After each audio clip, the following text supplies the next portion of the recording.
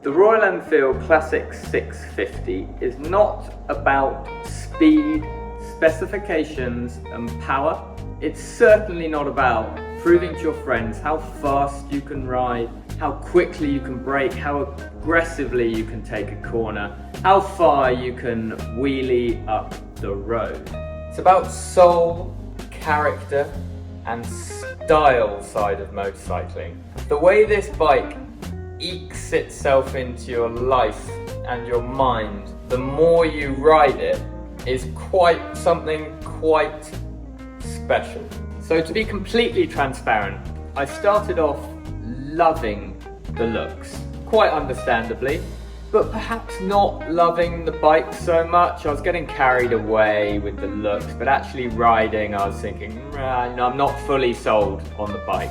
But the more I ride it, the more this Classic 650 is sort of eking its way into my being and my mind.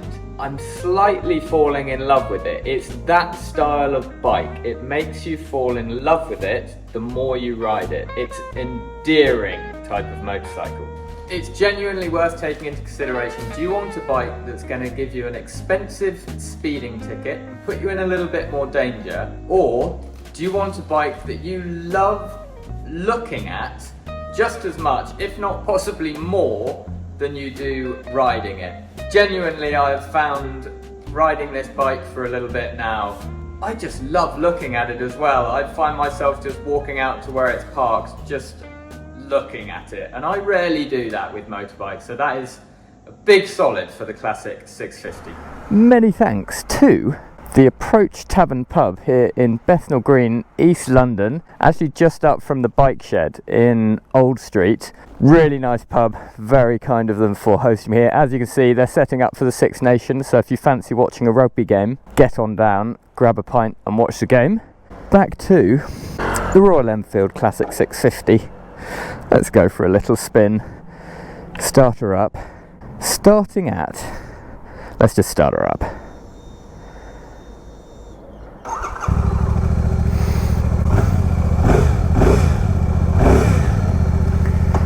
I was explaining that this is not the fastest bike on the market and it's not built for speed and specifications, but when you start it up, actually it's quite a nice little surprise. So obviously there's the Classic 350, but this 650 obviously is a 650cc engine.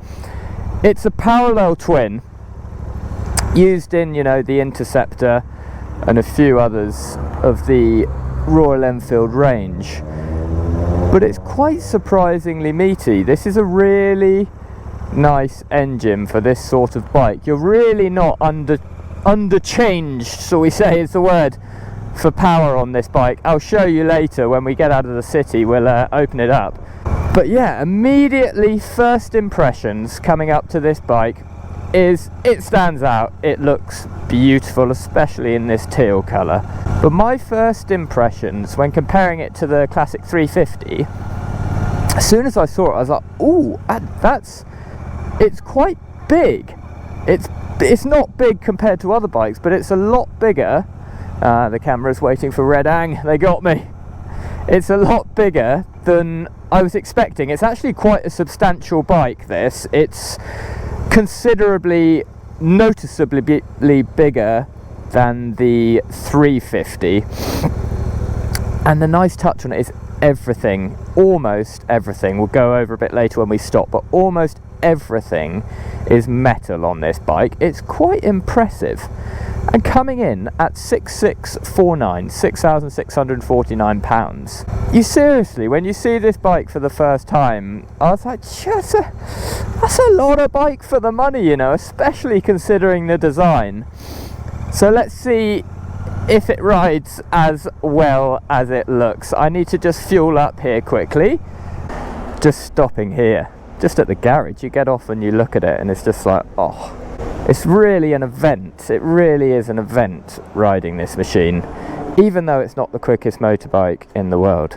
I'm using, maybe talking a bit jaggedly, because I'm using the Royal Enfield Tripper navigation system here. So I've got my phone in my pocket, I've downloaded the Royal Enfield app, and then you connect the app up to the bike. It gives you a little code. It's a really easy process, and it's not perfect navigation, it's turn by turn nav, and it's the first time I've used it, so I'm working it out on camera on the ride here. But 870 meters, I need to turn right, and then my final destination is 34.7 kilometers. So far it's working. We shall see if it works on the whole route as a test with you guys on camera, and see if I get lost or not. First impressions, you can't get past the looks, but the engine, guys, it's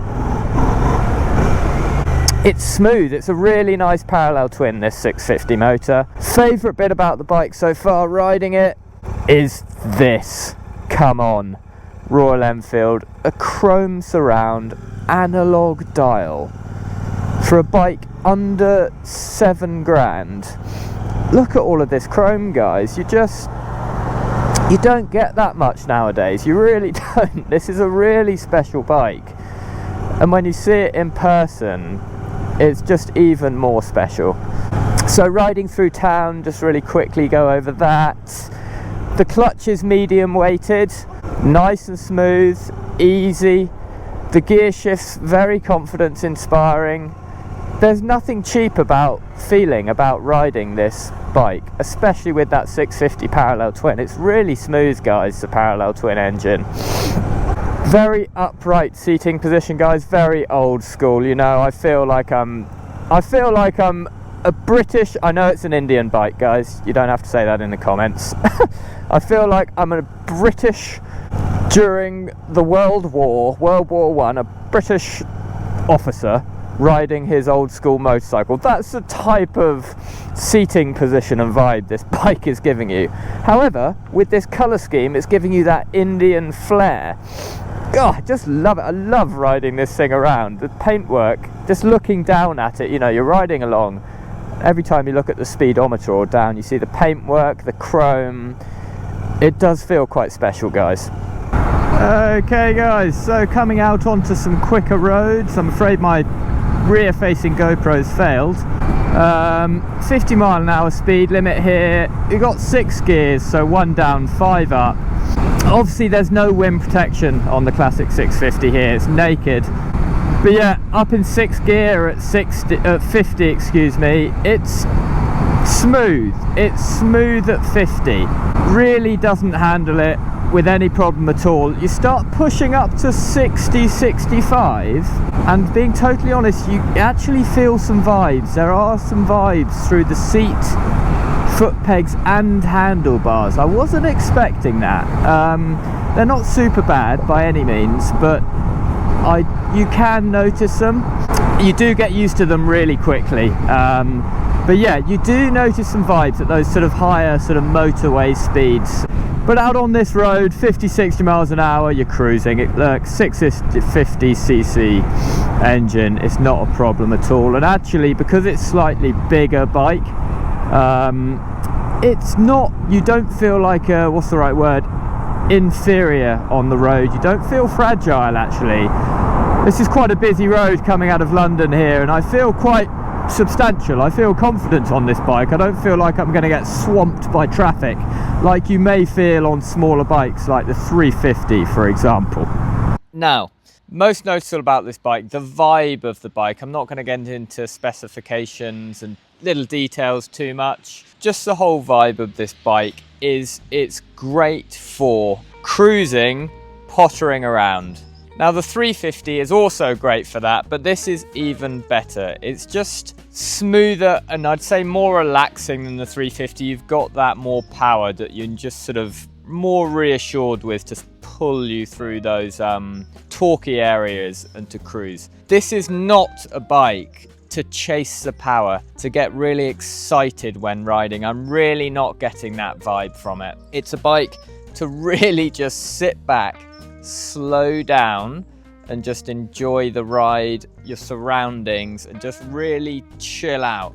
Lower your heart rate a bit rather than getting excited, tipping it in, revving out of a corner and going quicker, if you see what I mean. I'm really getting that vibe from this bike. It takes a while to get used to it, Once you are, you just slow down a bit, slow down, sit upright, and just sort of take in your surroundings. Right, I know I said I wouldn't do detailed specs, might as well do a few. 650cc engine with 47 horsepower and 52 Newton meter torque, parallel twin. Up front, guys, on the brakes, you've got a single disc, 2-piston floating caliper. They come round to the rear. Again, you've got a single disc with a 2-piston floating caliper, also on the rear. Okay, guys, so seat height is 800 millimeters. I'm 5'9" with a 32-inch inseam. Quite comfortably flat-footed, but it's not as an exceedingly low seat height. On that as well, the seat's fairly wide. And the bike, like I was saying earlier, is bigger, it's chunkier than I was expecting in person. So you really feel like you're on quite a substantial bit of kit here. The weight being 243 kilograms. I think the 350 is 195 there or thereabouts. Once you've got this bike up, it's absolutely fine, but tilting it to the side, I need to be a little bit careful. This is quite a heavy bike. Coming in at 6,749, so just under 7 grand for this. They do a Bruntingthorpe Blue, which is a few hundred quid cheaper, and then they do the Black and Chrome edition, which is really nice as well, and that's a little bit more expensive, but still under 7 grand. My favourite was originally the Black and Chrome, but I love this teal, having ridden it for a bit. I'm really a big fan of this colour now, and trust me, riding around you get a lot of looks with this bike, much more so than pretty much anything I've ever ridden, which is a really nice feeling. It's really quite endearing. I gave up on the Tripper earlier in London, not performing the best in the centre of the city. I got completely lost, if I'm being honest, but I'm trying it again, so I had to switch back to the bag, to Google Maps, but now we're trying the Tripper again out in the country, and I'm getting the hang of it, I think. Starting to get a little bit more used to that turn by turn, but in the city, yeah, it didn't quite cut the mustard in the city, I'm afraid. Coming out on some country lanes, some quicker roads, what's she like? Now, I was saying she's a cruiser, but don't get the wrong impression that it's underpowered, actually. You can roll on, it feels like a cruiser. It's tuned, I think, to be more like a cruiser. That torque is really quite nice, actually. Yeah, you don't want to be chasing the revs up high. Yeah, it starts to sort of not fall apart, but you start to feel it up high. That's not where it's fun. It's really fun. As I was saying, down in the lower rev range, knock it up to a higher gear and just slow down, guys. Just try to slow down. Forget performance, riding fast. Just enjoy relaxing. Let the bike help you relax. That's what it's sort of about. So on that power, if you do try to hunt it, it does move, it does go. It's actually not a slow, it's really not a super slow bike. You can have fun with it. Suspension and handling. So suspension, actually, it's non-adjustable. It's fairly pheasant. Oh god. Pheasants are horrendous. Suspension is actually not too bad. Basic, non-adjustable, but on these little country roads, yeah, you can feel the bumps. It's not silky smooth, but it's not rough. It's not a harsh ride by any means. It's actually tuned up really nicely for a bike like this spec, for just pottering around. When you slow it down, it starts to make complete sense. On that, I want to mention the handlebars. They're quite wide, so this bike actually benefits from a fair bit of counter steering, you know, where you push the bars like that. You can really sort of dig in like that. That's a nice way to ride this motorcycle, is just counter steering around the corners. It actually dips in quite nicely.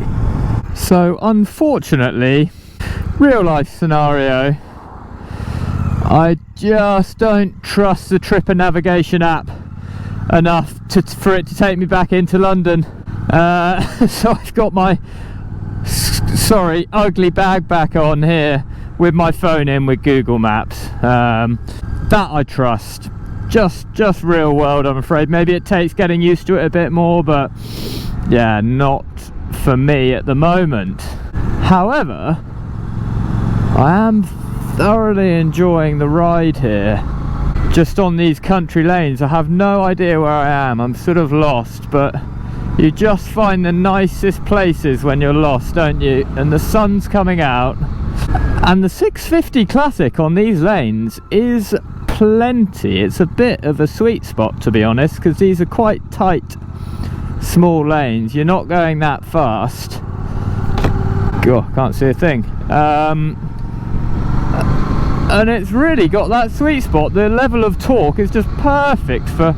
It feels a little bit like a big Harley Davidson. I know that sounds silly, but a big sort of V-twin. That torque just rolls on. Very much cruiser vibes to it. That gets exposed when you get up to quicker speeds and on the motorway. It does expose the weaknesses of this motorbike. But as expected, this is fantastic for pottering around the country and getting lost in the British countryside. The brakes are not mega strong. They stop you okay. I yanked on them earlier in town and the ABS actually came on, so that sort of saved my life there. So that's good. But yeah, they're not sharp. When you get to know her, she's not sharp handling, but you, like I say, that counter steering with the handlebars, you really can sort of dip it in. Yeah, that torque, it feels like you want to play. You're like, oh, hello you, there's a bit of play there, and then you go for it and you're like, oh no, not really, don't hang on too long. But around, just keep it in that sweet torque spot, and she's an absolute peach. There's moments where you come into a corner like that where you also feel a bit of this bike's, why is this guy going so slowly, a little bit of this bike's limitations.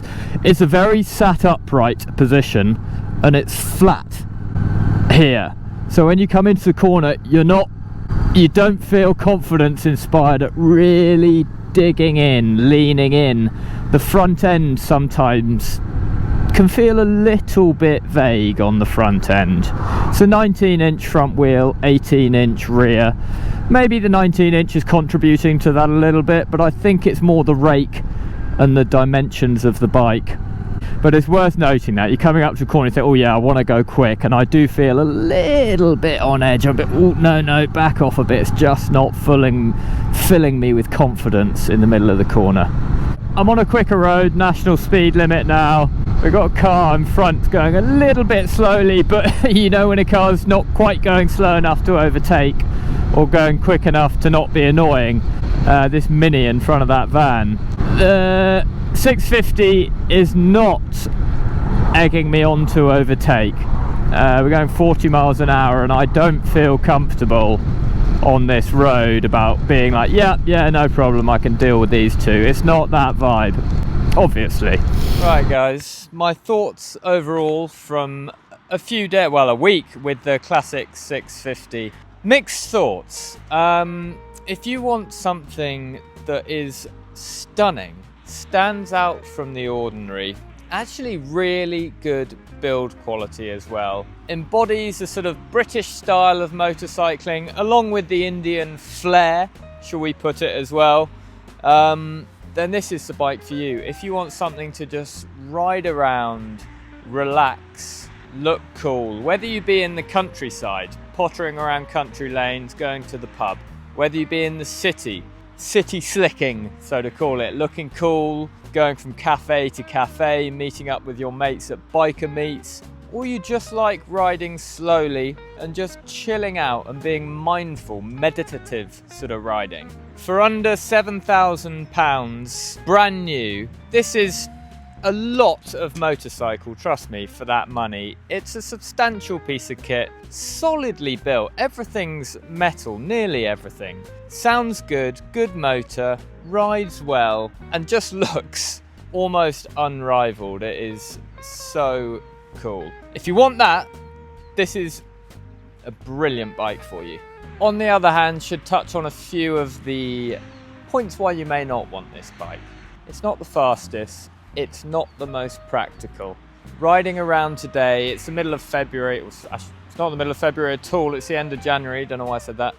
End of January. It's quite cold. I'm getting quite chilly on this bike. Mud's getting on it. That's annoying me. I don't want it to get dirty because it looks so dang good.